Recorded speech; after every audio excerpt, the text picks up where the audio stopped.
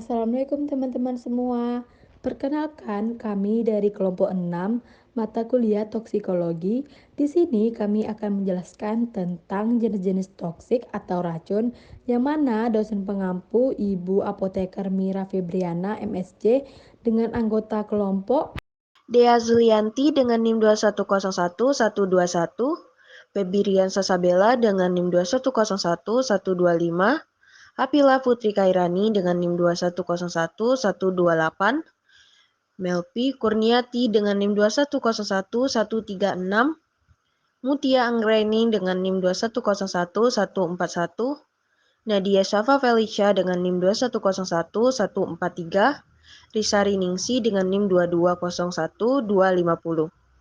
Risnita Putri dengan NIM 2101153, Sepia Mutiarawati dengan NIM 2101155. Toksikologi. Toksikologi merupakan perpaduan antara ilmu biologi dan ilmu kimia dan dapat digunakan untuk memahami konsep, aksi, dan keberadaan zat toksik serta penerapan konsep tersebut dalam permasalahan lingkungan. Pada perkembangannya, toksikologi mengalami zaman abad pertengahan dan sampai munculnya zaman toksikologi modern. Secara tradisional, toksikologi merupakan pengetahuan dasar tentang aksi dan perilaku racun. Sedangkan pengertian racun sendiri adalah bahan yang bila tertelan atau terabsorpsi akan mampu membuat manusia sakit dan mematikan. Pada bidang biomedis, ahli toksikologi akan menangani efek samping yang timbul pada manusia akibat pajanan obat dan zat kimiawi lainnya, serta pembuktian keamanan atau bahayanya potensial yang terkait penggunaannya. Toksikan merupakan istilah dalam toksikologi yang didefinisikan sebagai kemampuan bahan kimia untuk menyebabkan kerusakan atau injuri. Istilah toksikan merupakan istilah kualitatif. Terjadi atau tidak terjadinya kerusakan tergantung pada jumlah unsur kimia yang terabsorpsi. Jenis-jenis toksin atau racun. Jenis toksikan menurut sumbernya. Sumber alamiah atau buatan. Racun yang berasal dari alamiah atau buatan membedakan racun asli yang berasal dari flora dan fauna, dan kontaminasi organisme dengan berbagai racun yang berasal dari bahan baku industri, beracun ataupun buangan beracun, dan bahan sintesis beracun. Sumber berbentuk titik, area, dan bergerak.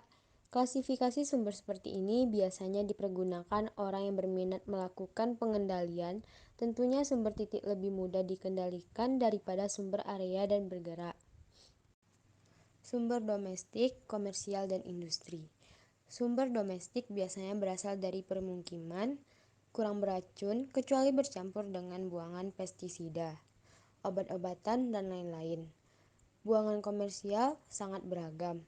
Demikian pula dengan buangan industri. Selanjutnya adalah jenis toksikan menurut wujudnya. Terbagi menjadi 3, yaitu berbentuk gas, cair, dan padat. Pada bentuk gas, tidak berbentuk, mengisi ruangan pada suhu dan tekanan normal. Tidak berbau pada konsentrasi rendah dan dapat berubah menjadi cair atau padat dengan perubahan suhu dan tekanan. Contohnya seperti CO, SO2, NO2, CFC, dan H2S.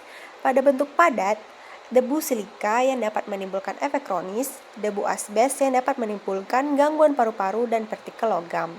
Dalam bentuk cair, fenol atau asam karbolat sebagai senyawa toksis dan sumber pencemaran lingkungan. Selanjutnya kita masuk ke jenis toksikan berdasarkan kerusakan organ target. Yang pertama ada hepatotoksik. Nah, dari namanya sendiri hepar berarti hati. Salah satu zat yang menyebabkan efek hepatotoksik adalah etanol atau alkohol. Hati merupakan organ tubuh pertama untuk metabolisme etanol. Konsumsi etanol dalam jumlah besar dan terus-menerus dapat mengakibatkan sirosis hati. Sirosis hati adalah jenjang akhir dari proses fibrosis hati yang merupakan konsekuensi dari penyakit kronis hati yang ditandai dengan adanya penggantian jaringan normal dengan jaringan fibros sehingga sel-sel hati akan kehilangan fungsinya. Yang kedua yaitu nefrotoksik. Nefron berarti beracun pada ginjal. Contohnya ada CCl, merkuri, siklosporin, dan lain-lain. Misalnya merkuri anorganik yang terdapat pada baterai, laboratorium kimia, serta beberapa disinfektan dan berbahaya jika tertelan. Merkuri anorganik juga bisa menimbulkan dampak buruk pada otak dan ginjal jika masuk ke aliran darah. Biasanya keracunan merkuri pada organ ginjal dapat menyebabkan gagal ginjal. Yang ketiga ada neurotoksik, berarti beracun pada saraf. Contohnya ada alkohol dan tetrodotoksin atau TTX. Alkohol merupakan salah satu zat yang sangat mempengaruhi sistem saraf pusat. Meskipun alkohol diyakini sebagai stimulan, tetapi sifat stimulan ini hanya sedikit. Alkohol dapat menyebabkan efek neurotoksik di otak bila dikonsumsi berlebihan dan dalam jangka waktu yang lama. Efek neurotoksik yang paling mencolok yang diakibatkan oleh konsumsi alkohol yang berlebihan adalah gangguan fungsi kognitif. Salah satu aspek dari fungsi kognitif ini adalah mengingat atau memori. Nah, gangguan memori ini adalah suatu keadaan di mana pasien tidak mampu untuk mempelajari informasi baru atau untuk memanggil kembali informasi yang sudah didapat sebelumnya. Selanjutnya ada tetrodotoksin atau TTX. Ini adalah neurotoksin yang ditemukan di beberapa hewan, contohnya adalah ikan buntal. Nah, jika seseorang menelan racun ini, bibirnya akan terasa terbakar dan ia akan mengeluarkan air liur secara tak terkendali. Setelah itu, ia akan mengalami kejang karena tubuhnya benar-benar lumpuh. Mengerikannya, TTX ini dapat menyebabkan kematian hanya dalam hitungan jam. Yang keempat yaitu hematotoksik, berarti beracun pada sel darah. Contohnya ada logam berat timbal atau Pb.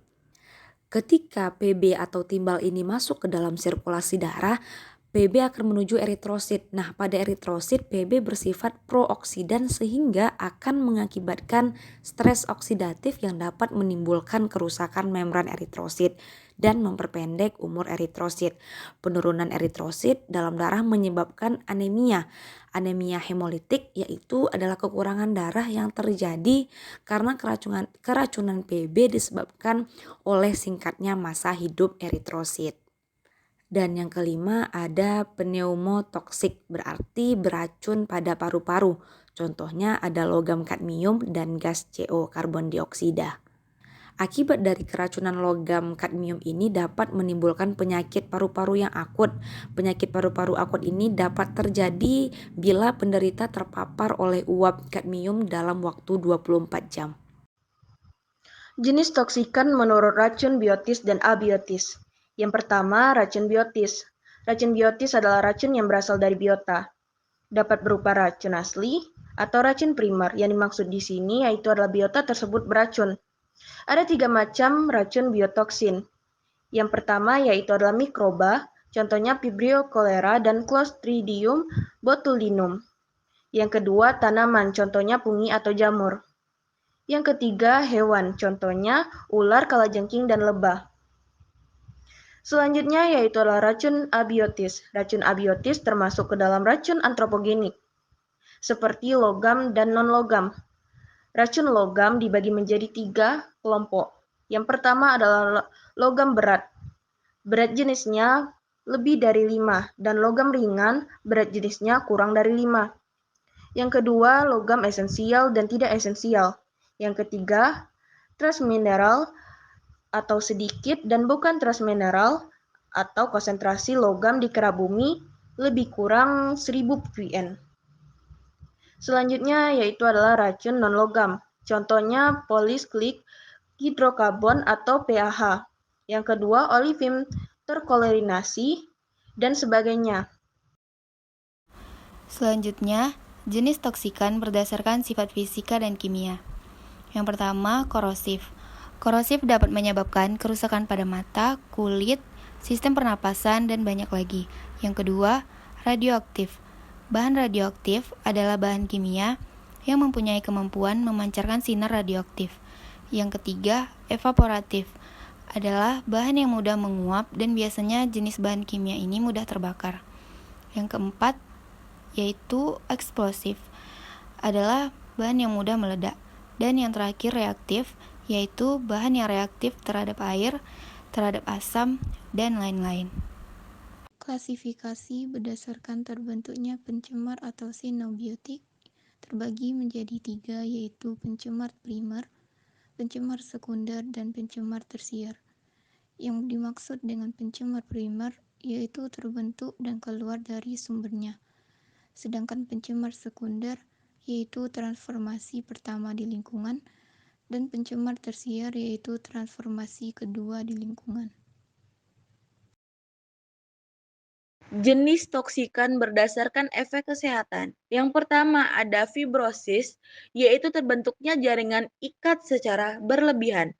Yang kedua ada granuloma, yaitu didapatnya jaringan radang kronis.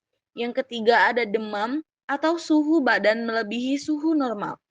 Yang keempat ada asfiksia, yaitu keadaan kurang oksigen. Yang kelima ada alergi, yaitu sensitivitas yang berlebihan. Yang keenam ada kanker, yaitu tumor ganas, mutan, generasi yang berbeda dengan gen induknya. Yang ketujuh ada teratogenik, yaitu cacat bawaan. Yang kedelapan ada keracunan sistemik atau keracunan yang menyerang seluruh tubuh. Sekian penjelasan kami mengenai jenis-jenis toksikan atau racun. Apabila ada kesalahan kami mohon maaf. Wabillahi taufiq wal hidayah. Wassalamualaikum warahmatullahi wabarakatuh.